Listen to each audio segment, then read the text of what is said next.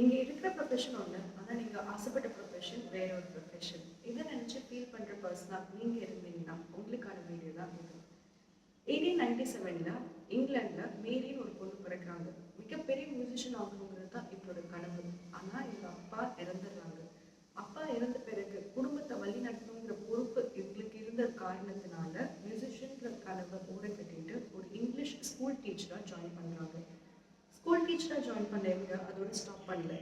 Local மேகசின்ஸ்க்கு சின்ன சின்ன கதைகள் எழுதி அனுப்புறாங்க. இந்த கதைகள் நல்ல ஒரு வரவேற்பு பெறுது. இதை பார்த்து அவங்க நம்ம ஏன் ஒரு புக் பப்ளிஷ் பண்ணக்கூடாதுன்னு யோசிச்சு 1922ஆம் ஆண்டு அவங்களோட ஃபர்ஸ்ட் புக்கை வெளியிடுறாங்க, தி சைல்ட் விஸ்பர்ஸ். இந்த புக் மக்களிடையே நல்ல ஒரு வரவேற்பு பெறுது. இதுக்கப்புறம் அவங்க வாழ்நாளில் 700க்கும் மேற்பட்ட புக்ஸ் எழுதியிருக்காங்க, 2000க்கும் மேற்பட்ட ஷார்ட் ஸ்டோரிஸ் எழுதியிருக்காங்க. நான் பேசுறது எனிட் மேரி பிளைட்டன் அப்படிங்கிற ஒரு பெண்மணியை பற்றி தான்.